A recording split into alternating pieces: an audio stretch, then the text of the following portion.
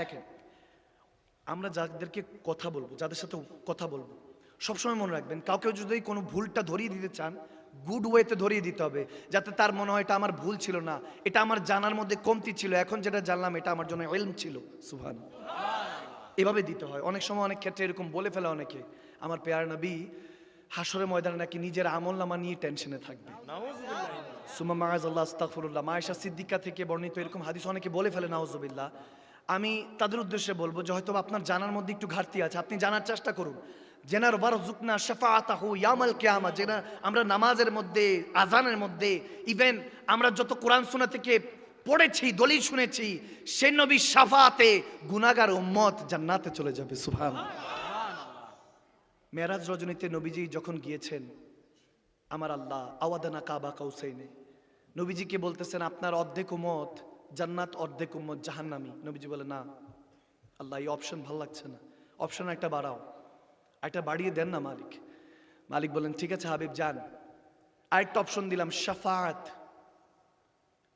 সুপারিশ দিলাম, যত খুশি তত নিতে পারবেন। এজন্য কোরআনে পাকেও ঘোষণা দিয়েছেন, ওয়ালা সাওফা ইউতিকা রাব্বুকা ফাতারদা। সুবহানাল্লাহ, কি আর এত আস্তে বলবেন? সুবহানাল্লাহ। ওয়ালা সাওফা ইউতিকা রাব্বুকা ফাতারদা। রব্বে করিম বলছেন, ওগো হাবিব, শাফাতের ঝান্ডা আপনার কাছে দিলাম।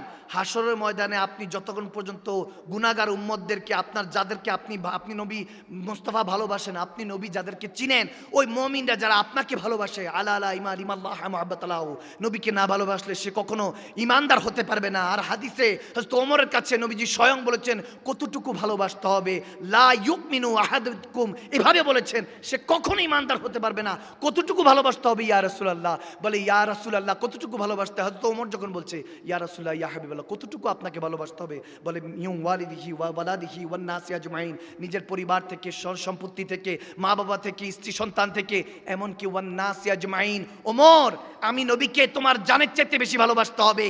তখন ওমর রাদিয়াল্লাহু তাআলা বলেন ইয়া রাসূলুল্লাহ, এই জানো আপনার কদমে কুরবান। সুবহানাল্লাহ। আমার মা বাবাও কোরবান। ওখান থেকে আকীদা আহলে সুন্নাত এসেছে, যে সাহাবায়ে রাসূলরা আমাদেরকে আকীদা শিখিয়েছেন, মা আনা আলাইহি ওয়া সাহাবী, এখান থেকেই আহলে সুন্নাত ওয়াল জামাত এসেছে, যে নবীজিকে যারা ভালোবাসবে তারা বলবে নবীজির সুপারিশ ছাড়া কখনো জান্নাতে যেতে পারবো না। এজন্যই তো আমার আল্লাহ বলে দিয়েছেন ইয়া রাসূলুল্লাহ ইয়া হাবিবাল্লাহ, আপনি যতক্ষণ পর্যন্ত খুশি হবেন না ততক্ষণ পর্যন্ত আপনার প্রেমিকদেরকে, গুনাহগারদেরকে আমি পার করতে থাকবো আপনার সুপারিশে। সুবহানাল্লাহ। তাহলে নবীজি নিজে আমল নামা নিয়ে টেনশনে থাকবে নাকি উম্মতের আমল নামা নিয়ে টেনশনে থাকবে?